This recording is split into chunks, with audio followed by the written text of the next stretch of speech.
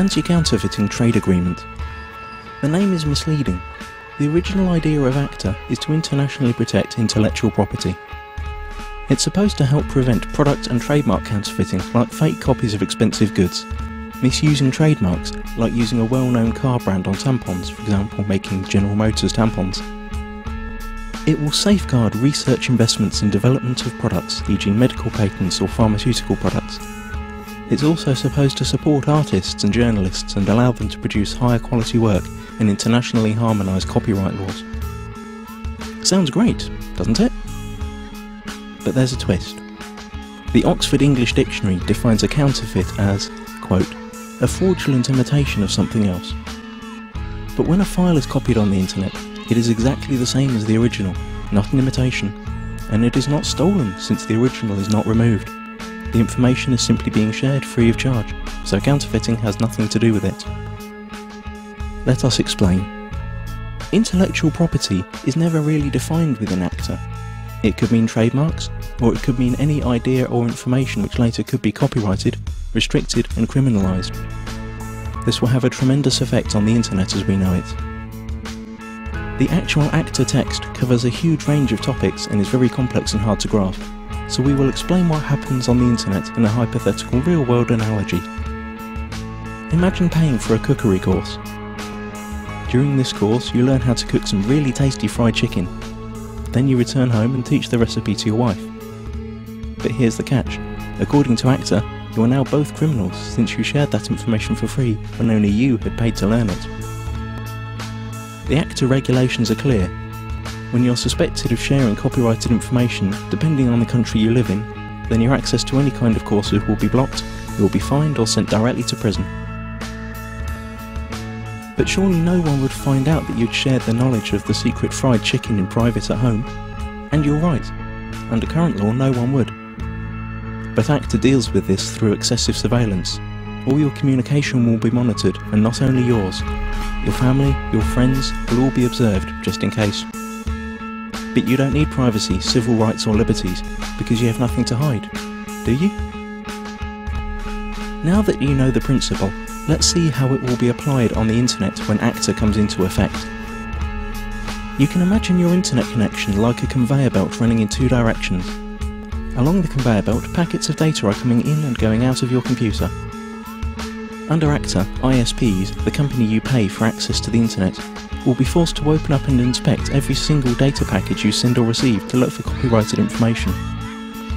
Send or receive copyrighted info several times and you could be disconnected from the internet or face criminal charges. That means if you send an MP3 to your friend through an instant messenger, upload a video of a party which played copyrighted music, or quote a copyrighted newspaper article in an email, you're gone. That's it. As if that wasn't enough, the information about the news article you sent via email will be sent to the publisher, and based on their claims you could be fined or sent to prison. ISPs will also be required to constantly check that no copyrighted material or links to copyrighted material are found anywhere on their servers. This will be fatal for sites that hold any kind of user-generated content, like music, pictures or video. How could YouTube or Twitter work under a law like that? So the internet as we know it is on the brink of destruction.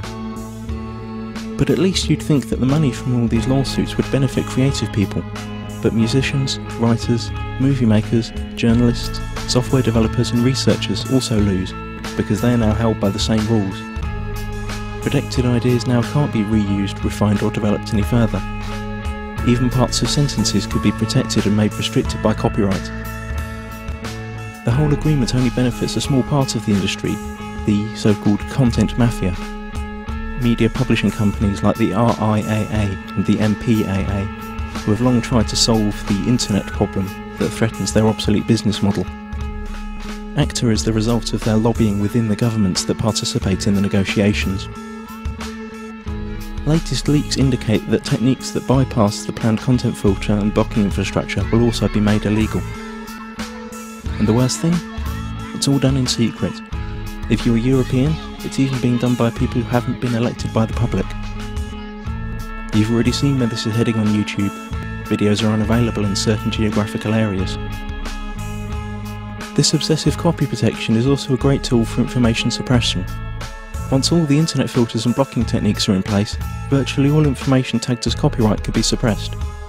Maybe your critical blog or Twitter account, or the video you made about rigged elections and environmental catastrophes, or even the pictures of your kittens. Okay, maybe not your kittens. Not unless you painted a Coca-Cola logo onto their fur. This all sounds unbelievable for everyone who's had even a small glimpse of how the net works. But remember, those who work on the agreement might not have any clue what the internet is about. And once the treaty is signed, their rules will have to be implemented.